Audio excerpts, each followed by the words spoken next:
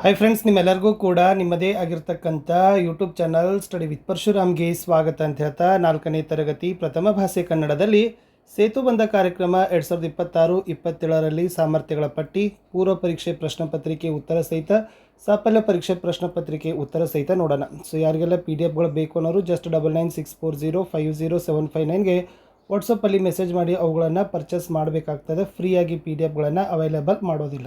ಓಕೆನಾ? ಸೊ ಯಾವ ಥರನಾಗಿರ್ತದೆ ಅಂತ ನನ್ನ ನೋಡೋಣ. ಸೊ ಎಲ್ಲ DSCRT ಒಂದು ಸಾಹಿತ್ಯವನ್ನು ಅವಲೋಕನವನ್ನು ಮಾಡಿ 3ನೇ ತರಗತಿ ನಲಿಕಲಿ ಕನ್ನಡ ಪುಸ್ತಕದ ಆಧಾರದ ಮೇಲೆ ಪ್ರಶ್ನೆಗಳು ಇದ್ದಾವೆ. ಓಕೆನಾ? ಸೊ ಫಸ್ಟ್ ನೋಡೋಣ ಸಾಮರ್ಥ್ಯಗಳ ಪಟ್ಟಿ. ವಿಡಿಯೋನ ಲೈಕ್, ಶೇರ್ ಮತ್ತು ಸಬ್ಸ್ಕ್ರೈಬ್ ಮಾಡೋದನ್ನು ಮಾತ್ರ ಮರೆಯದಿರಿ ಅಂತ ಹೇಳ್ತಾ, ಇದೇ ತರನಾಗಿರ್ತಕ್ಕಂಥ ಎಲ್ಲ ವಿಷಯಗಳ ವಿಡಿಯೋಗಳನ್ನು ಕೂಡ ನಿಮಗೆ ಬರ್ತದೆ.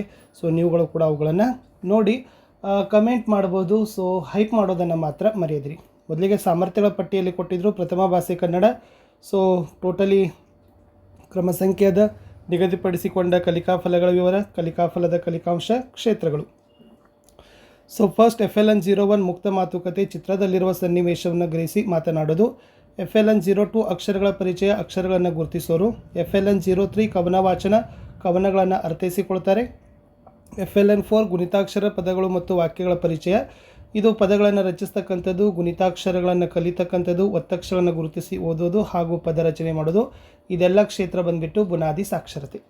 ಸೊ ಮೊದಲಿಗೆ ಇತ್ತು ಫಸ್ಟ್ ಕಲಿಕಾಫಲದ ಸಾಮರ್ಥ್ಯ ಇತ್ತು.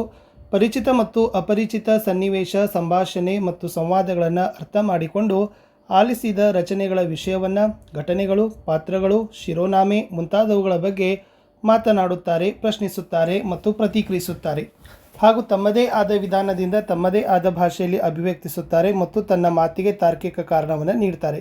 ಇದು ಕಲಿಕಾಫಲ ಇತ್ತು. ಇನ್ನು ಇದಕ್ಕಿರ್ತಕ್ಕಂಥ ಕಲಿಕಾಂಶಗಳು ಪರಿಚಿತ ಸನ್ನಿವೇಶವನ್ನು ಅರ್ಥ ಮಾಡಿಕೊಂಡು ಮಾತನಾಡೋದು ಮತ್ತು ಪ್ರಶ್ನಿಸೋದಾಗಿರ್ಬೋದು. ಓಕೆ, ಪಾತ್ರ ಮತ್ತು ಶಿರೋನಾಮೆಗಳ ಕುರಿತು ಚರ್ಚಿಸ್ತಕ್ಕಂಥದ್ದಾಗ್ಬೋದು. ಇನ್ನು ಅಪರಿಚಿತ ಸನ್ನಿವೇಶಗಳನ್ನು ಅರ್ಥೈಸಿಕೊಳ್ಳೋದು, ತಮ್ಮದೇ ಆದ ಭಾಷೆಯಲ್ಲಿ ಅಭಿವ್ಯಕ್ತವನ್ನು ಮಾಡೋದು. ಇದು ಕ್ಷೇತ್ರ ಬಂದುಬಿಟ್ಟು ಆಲಿಸುವಿಕೆ ಕ್ಷೇತ್ರಕ್ಕೆ ಸಂಬಂಧಪಟ್ಟಿರ್ತಕ್ಕಂಥ ಕಲಿಕಾಫಲಗಳು. Move to second one. Yes, ವಿವಿಧ ಪ್ರಕಾರದ ರಚನೆಗಳು, ವಿಷಯ ಸಾಮಗ್ರಿ, ಅದರಲ್ಲಿ ಸಮಾಚಾರ ಪತ್ರಿಕೆ ಆಗಿರ್ಬೋದು, ಬಾಲಪತ್ರಿಕೆ ಮುಂತಾದವುಗಳನ್ನು ತಿಳಿದು ಅನಂತರ ಅವುಗಳನ್ನು ಆಧರಿಸಿ ಪ್ರಶ್ನೆ ಕೇಳ್ತಾರೆ ಮತ್ತು ತಮ್ಮ ಅನಿಸಿಕೆಗಳನ್ನು ವ್ಯಕ್ತಪಡಿಸ್ತಾರೆ. ತರಗತಿಯಲ್ಲಿ ನಡೆಯುವ ಸಂವಾದದಲ್ಲಿ ಭಾಗವಹಿಸಿ ಚರ್ಚೆಯನ್ನು ಮಾಡ್ತಾರೆ. ಇದಕ್ಕಿರ್ತಕ್ಕಂಥ ಕಲಿಕಾಂಶಗಳು ಬಂದುಬಿಟ್ಟು ವಿವಿಧ ಪ್ರಕಾರದ ರಚನೆಗಳ ಅವಲೋಕನ ಮಾಡ್ತಾರೆ, ವಿವಿಧ ಪ್ರಕಾರದ ರಚನೆಗಳನ್ನು ಅರ್ಥೈಸಿಕೊಳ್ತಾರೆ. ಇದು ಕ್ಷೇತ್ರ ಬಂದುಬಿಟ್ಟು ಮಾತನಾಡೋದು.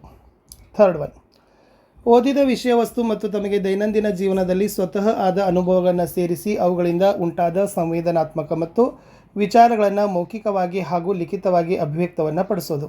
ಓಕೆ, ಕಲಿಕಾಂಶ ಸಂವೇದನೆಗಳನ್ನು ಅಭಿವ್ಯಕ್ತಿಗೊಳಿಸೋದು, ಓದಿ ಅರ್ಥೈಸಿಕೊಂಡು ಮೌಖಿಕವಾಗಿ ಅಭಿವ್ಯಕ್ತಿ ಮಾಡೋದು, ಸನ್ನಿವೇಶವನ್ನು ಅರ್ಥೈಸಿಕೊಂಡು ಅಭಿವ್ಯಕ್ತಿ ಮಾಡೋದು. ಇದು ಬಂದುಬಿಟ್ಟು ಓದುವ ಕ್ಷೇತ್ರಕ್ಕೆ ಸಂಬಂಧಿಸಿದೆ. ಇನ್ನು ಲಾಸ್ಟ್ ಬರೆಯುವ ಕ್ಷೇತ್ರಕ್ಕೆ ಸಂಬಂಧಿಸಿರ್ತಕ್ಕಂಥದ್ದು ವಿವಿಧ ಪರಿಸ್ಥಿತಿ ಮತ್ತು ಉದ್ದೇಶಗಳಿಗೆ ಸೂಚನಾ ಫಲಕದಲ್ಲಿ ಹಾಕುವ ಸೂಚನೆಗಳು, ವಸ್ತುಗಳ ಪಟ್ಟಿ, ಕಥೆ, ಕವಿತೆ, ಪತ್ರ, ಪ್ರಬಂಧ ಮುಂತಾದವುಗಳ ಬಗ್ಗೆ ಅನುಸಾರವಾಗಿ ಬರೆಯೋದು. ಸೊ ಕಲಿಕಾಂಶ ಸೂಚನೆಗಳನ್ನು ಅರ್ಥೈಸಿಕೊಳ್ಳೋದು, ಸೂಚನೆಗಳನ್ನು ಬರೆಯೋದು, ಉದ್ದೇಶಗಳನ್ನು ಅರ್ಥೈಸಿಕೊಂಡು ಉತ್ತರಿಸೋದು, ವಿವಿಧ ನಮೂನೆಯ ಪತ್ರಗಳ ಪರಿಚಯ ಮಾಡಿಕೊಳ್ಳೋದು, ಪತ್ರ ಬರವಣಿಗೆ ಮಾಡೋದು, ಕವನ ರಚನೆಯಲ್ಲಿ ತೊಡಗೋದು, ಸರಳ ಕಥೆಗಳನ್ನು ರಚಿಸೋದು, ಪರಿಸ್ಥಿತಿಗೆ ಅನುಗುಣವಾಗಿ ಬರೆಯೋದು. ಇದು ಕ್ಷೇತ್ರ ಬಂದುಬಿಟ್ಟು ಬರೆಯುವಂತಕ್ಕಂಥ ಕ್ಷೇತ್ರ.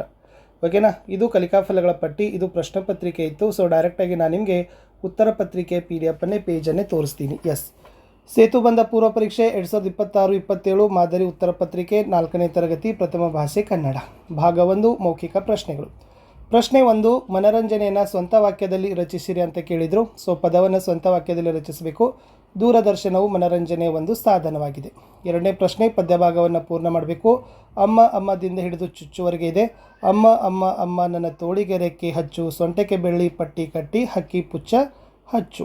ಓಕೆ, 3ನೇ ಪ್ರಶ್ನೆ, ಮಾದರಿಯಂತೆ ಧ್ವನಿ ಸಾಮ್ಯತೆ ಇರೋ ಪದಗಳನ್ನು ಬರಲಿಕ್ಕೆ ಕೇಳಿದರು. ಸೊ ಮಾದರಿ ಹಚ್ಚು ಚುಚ್ಚು ಅಂತ ಇದೆ. ಉತ್ತರ ಮೋಡ ಹಾಡ, ನೋಡಿ ಮಾಡಿ, ತುತ್ತು ಮುತ್ತು ಹೊತ್ತು. ಇನ್ನು 4ನೇ ಪ್ರಶ್ನೆ, ಶಾಲೆಯಲ್ಲಿ ರಾಷ್ಟ್ರಧ್ವಜ ಹಾರಿಸೋ ದಿನಗಳನ್ನು ಪಟ್ಟಿ ಮಾಡಿ. ಅದು ಗಣರಾಜ್ಯೋತ್ಸವ ಮತ್ತು ಸ್ವಾತಂತ್ರ್ಯ ದಿನಾಚರಣೆ. ಇನ್ನು ನಮ್ಮ ಶಾಲೆಯಲ್ಲೂ ಆಚರಿಸುತ್ತೇವೆಲ್ಲ ಸರ್, ಈ ಮಾತು ಯಾರು ಯಾರಿಗೆ ಹೇಳಿದರು ಅಂತ ಕೇಳಿದರೆ ಈ ಮಾತು ಶರೀಫ ಹೇಳಿದ. ಶರೀಫ ಈ ಮಾತನ್ನು ಮುಖ್ಯ ಗುರುಗಳಿಗೆ ಹೇಳ್ತಾನೆ. 6ನೇ ಪ್ರಶ್ನೆ, ಕನ್ನಡ ರಾಜ್ಯೋತ್ಸವ ಯಾವಾಗ ಆಚರಿಸ್ತಾರೆ? ನವೆಂಬರ್ 1. ಪ್ರಾಣಿ, ಈ ಪದವನ್ನು ಗಮನಿಸಿ ಹಲವು ರೂಪದ ಪದವನ್ನು ಬರೀಬೇಕು. ಪ್ರಾಣಿಗಳು ಅಂತ ಬರೀತದೆ. ಪದಗಳ ಅರ್ಥ ಮಾವುತ, ಆಮೇಲೆ ಅಡಗು. ಸೊ ಮಾವುತ ಅಂದರೆ ಆನೆಯನ್ನು ಪಳಗಿಸುವವನು, ಅಡಗು ಅಂದರೆ ಬಚ್ಚಿಟ್ಟುಕು ಅನ್ನೋದನ್ನು ಬರಿಬೋದು. ಪ್ರಶ್ನೆ 9, ಯಾವುದಾದರೊಂದು ಮಾದರಿಯಂತೆ ನಾಲಿಗೆ ಸುರುಳಿಯನ್ನು ಬರೀಬೇಕು. ಸಂಪಂಗಪ್ಪನ ಮಗ ಮರಿ ಸಂಪಂಗಪ್ಪ ಅಂತ ಇದೆ. ಸೊ ಇಲ್ಲಿ ರೈಲು ಲಾರಿ ರೈಲು, ಕಾಗೆ ಪುಕ್ಕ, ಗುಬ್ಬಿ ಪುಕ್ಕ. ಇನ್ನು 10ನೇ ಪ್ರಶ್ನೆ, ನೀನು ನೋಡಿರುವ ಹೂವಿನ ಹೆಸರುಗಳನ್ನು ಪಟ್ಟಿ ಮಾಡುವಂತ ಕೇಳಿದರು. ಗುಲಾಬಿ, ಮಲ್ಲಿಗೆ, ಸೇವಂತಿಗೆ, ಸಂಪಿಗೆ. ಇವೆಲ್ಲ 3ನೇ ನಲಿಕಲಿ ಪಾಠದಲ್ಲಿ ಇರ್ತಕ್ಕಂಥ ಸಾಮರ್ಥ್ಯ ಆಧಾರಿತ ಪ್ರಶ್ನೆಗಳಿದ್ದಾವೆ. ಮಕ್ಕಳು ಆರಾಮಾಗಿ ಏನು ಮಾಡ್ಬೋದು ಅಂದರೆ ಉತ್ತರಗಳನ್ನು ಬರಿಬೋದು. ಇಲ್ಲಿ ಯಾವುದೇ ರೀತಿಯಾಗಿರ್ತಕ್ಕಂಥ ಕಷ್ಟ ಆಗೋದಿಲ್ಲ. ಓಕೆನಾ? ಎಸ್. ಮುಂದಿನ ಪ್ರಶ್ನೆ ಇತ್ತು, ನೀನು ಇತರರಿಗೆ ಸಹಾಯ ಮಾಡಿದ ಸಂದರ್ಭ ಕುರಿತು 4ರಿಂದ 5 ವಾಕ್ಯಗಳಲ್ಲಿ ಬರೆಯಿರಿ. ಎಸ್.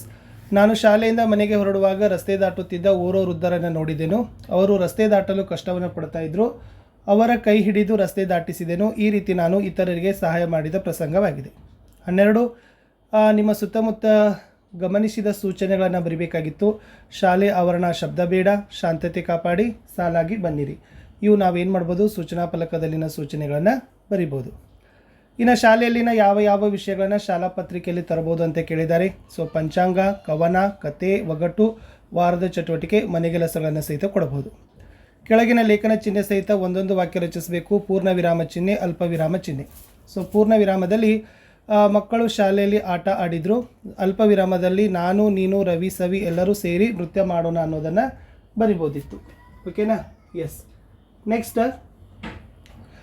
ಚಿತ್ರ ಗಮನಿಸಿ ಅಭಿಪ್ರಾಯ ಬರೆಯಿರಿ ಅಂತ ಕೇಳಿದರೆ ಚಿತ್ರವನ್ನು ನೀಟಾಗಿ ನೋಡಿಕೊಂಡು ಅದಕ್ಕೆ ಸಂಬಂಧಪಟ್ಟಂತೆ ಒಂದು 3-4 ಸಾಲುಗಳನ್ನು ಬರೀಬೇಕು.